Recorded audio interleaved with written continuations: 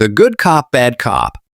The classic tag team routine. One officer struts in with a friendly, almost reassuring presence like a long-lost uncle who just wants to help. The other, a walking storm cloud of rage, ready to flip the table at the slightest provocation. The contrast between the two is no accident. Bad cop is there to make the room feel like a pressure cooker, raising tension, barking accusations, maybe slamming a fist on the table for dramatic effect. Then, right when the suspect starts sweating, good cop swoops in like a lifeline, offering a way out. Look, my partner's upset, but I want to help you. Just tell me what happened, and I'll make sure things go easier for you. The psychological trick is simple. When faced with aggression, people instinctively seek safety, and good cop becomes that safety. Before they realize it, they're spilling details just to keep him on their side.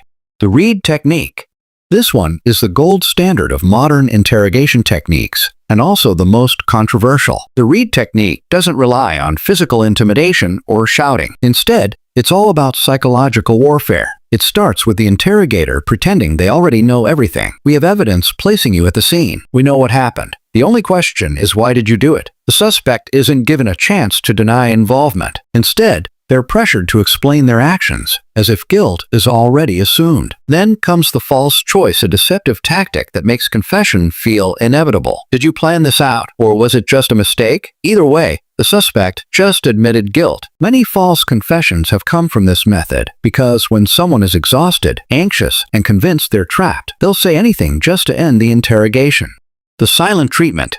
Sometimes, the most powerful tactic is doing absolutely nothing. Humans are wired to hate awkward silence. It makes us uncomfortable, restless, desperate to fill the void with words. And that's exactly what interrogators count on. After hours of questioning, when a suspect refuses to talk, the detective simply sits back and stares. No accusations, no threats, just a long, excruciating silence. The suspect starts fidgeting, their thoughts racing. Are they on to me? Are they just waiting for me to slip up? The longer the silence drags on, the more likely they are to blurt something out, sometimes just to break the tension. And once they start talking, it's only a matter of time before they say something they shouldn't. The ego boost.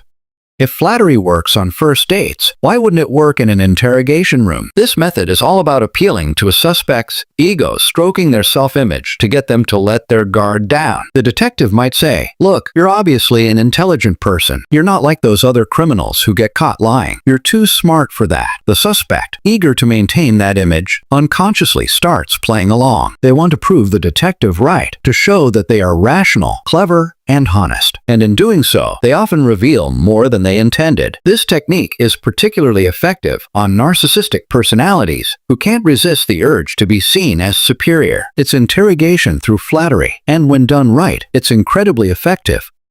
We already have the evidence bluff. Nothing shakes a guilty person more than the thought that they've already been caught. Interrogators know this, and they use it to their advantage by confidently claiming to have undeniable proof, DNA evidence, security footage, a witness statement. The detective puts the suspect in an impossible position. Even if the suspect knows they didn't leave any evidence, doubt creeps in. What if they do have something? The detective might casually slide a folder across the table as if it contains damning proof, even though it's completely empty. The suspect, convinced that lying is now pointless, starts talking. The reality? The detective has nothing, but the mere belief that they do is often enough to get a confession. The emotional appeal. Not everyone cracks under logic, but almost everyone cracks under emotion. Interrogators know that people are more likely to confess when they feel a personal connection to the consequences of their actions. Think about your mother. Think about how disappointed she'd be if she knew what happened. Or even worse, do you want your kids to grow up knowing their parent went to prison for lying? By shifting the focus from the crime to the people the suspect loves, interrogators create a sense of guilt that's almost unbearable. Even hardened criminals can break under this method because no one wants to be seen as a disappointment by the people they care about. The reverse psychology trap. Humans are stubborn. Tell someone not to do something, and suddenly it's all they want to do. Interrogators use this to their advantage. Instead of pressing a suspect for answers, they back off. "Look, it's fine if you don't want to talk. We'll find out the truth anyway." This creates panic. The suspect starts thinking, what if they get the wrong story? What if they pin something worse on me? The fear of losing control makes them confess just to make sure their side of the story is heard. It's a classic trick. Act like you don't care about the answer, and people will rush to give it to you. This is your last chance countdown.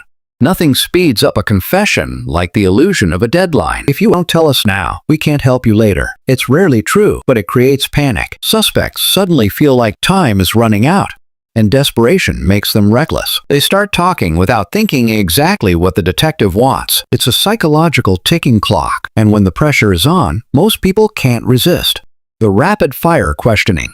Think you can lie under pressure? Try keeping your story straight when someone is drilling you with non-stop questions. This technique overwhelms the suspect with rapid, back-to-back inquiries, leaving them no time to think through their responses. Where were you last night? Who were you with? What time did you leave? What color was the car? What did you eat for dinner? The goal is simple: exhaust the brain. When people are flustered, they start contradicting themselves, fumbling details, and making mistakes. The moment a suspect stumbles over an answer, the detective pounces. Wait, you just said you left at 9 p.m., but earlier you said 10 p.m. Which is it? The suspect, realizing they slipped up, scrambles to correct themselves, but by then, the damage is done. Inconsistencies make them look guilty, and the more they struggle to fix their story, the worse it gets. The false sympathy trap.